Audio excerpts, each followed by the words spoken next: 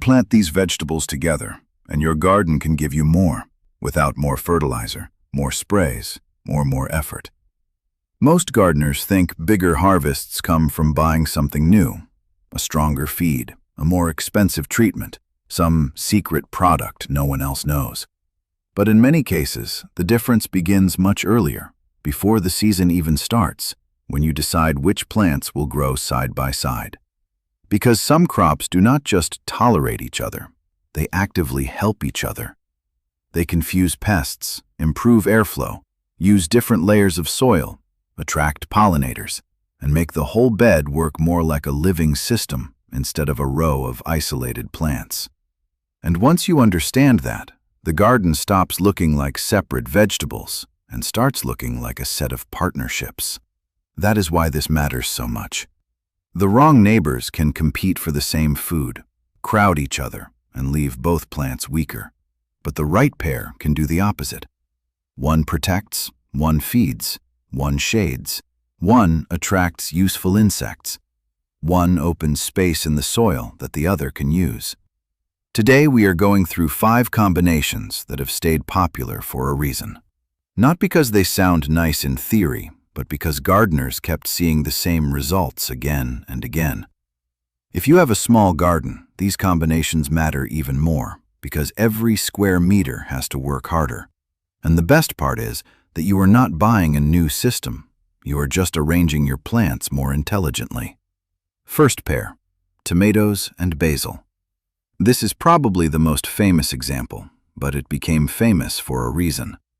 Basil releases a strong aroma that many common tomato pests do not enjoy, and that scent can make it harder for insects to lock onto the tomatoes. At the same time, basil stays relatively compact, so it can fit between tomato plants without stealing much space. There is another practical advantage too. Tomatoes create a little shade lower down, and basil often appreciates not being roasted in the hottest part of the day. So instead of competing, the two plants can actually make the bed more comfortable for each other. And that is what a good pairing looks like. Not one miracle effect, but several small advantages stacking together. Second pair, carrots and onions. This is one of the cleanest examples of companion planting logic. Carrot fly is drawn to carrots. Onion fly is drawn to onions. But when you grow these crops together, the smell of one interferes with the pest that is looking for the other. In simple terms, each plant helps disguise its neighbor. There is also a nice underground benefit here. Carrots go deeper, onions stay closer to the surface. So they do not fight for exactly the same soil zone. That makes the pairing efficient both above ground and below it. And for a gardener, it is an easy pattern to plant. Just alternate rows and let the scents do part of the work for you. Third pair, cucumbers and dill. This one works a little differently. Dill is valuable not because it hides cucumbers, but because it attracts life into the garden. When dill flowers, it draws in pollinators and also beneficial insects that feed on pests. That matters for cucumbers because cucumbers often suffer when aphids and other small attackers build up around tender new growth. Dill can help create a more active biological environment around the bed, and that alone can change how much pest pressure your cucumbers face. The important detail is placement. You do not want mature dill crowding the cucumbers. It usually works better near the edges or nearby, rather than packed tightly into the center. Fourth pair, cabbage and celery. Cabbage attracts a long list of pests, and that is exactly why strong-smelling neighbors matter so much here. Celery has a distinct scent that can make the bed less attractive to some insects that normally target cabbage. It is not about turning the plant invisible. It is about making the signal messier, less clear, harder for pests to read. That can make a surprisingly big difference over a season.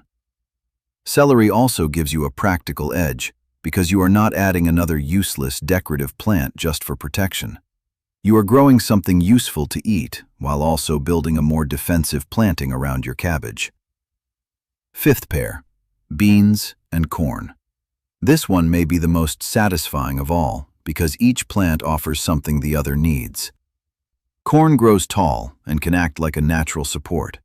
Beans climb, so instead of building extra structures, they can use the corn.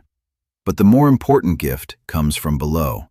Beans are legumes, and legumes work with bacteria that help bring nitrogen into the system. Teen corn is a heavy feeder, so it benefits from being near a crop that improves the fertility story around the roots.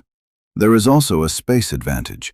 The two plants use the same bed in different ways, rather than fighting for the same exact shape in the air. Now here is the part many gardeners miss. Companion planting is not magic just because two plants are placed near each other. Placement still matters. Timing still matters. Distance still matters. If you overcrowd the bed, even a good pair can become a bad one. If you let one plant dominate too aggressively, the partnership breaks. So the real lesson is not throw random crops together and hope. The real lesson is to think like a system designer. Ask which plant protects.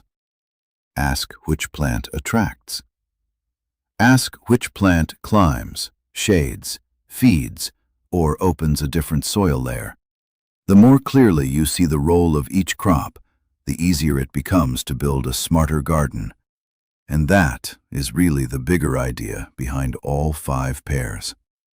In nature, healthy systems are rarely built from isolation. They are built from interaction. Plants affect insects. Roots affect microbes. Height affects shade.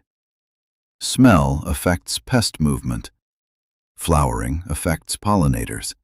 When you plan your beds with that in mind, you stop forcing the garden and start cooperating with it. That usually means fewer pest problems, less wasted space, and stronger results from the same patch of ground. Not because you did something flashy, but because you stopped treating each plant like it lived alone. So if you want to test this without rebuilding your whole garden, start small. Pick one pair, one bed, one season. Watch what changes. Do the pests arrive differently? Does the bed stay healthier? Does one crop seem calmer, stronger, more stable? That is the easiest way to learn this, not by memorizing lists forever, but by seeing the logic come alive in your own soil. Because once you notice how much difference good plant relationships can make, you stop asking only what to feed your crops. You start asking a much smarter question. Who should be growing next to them?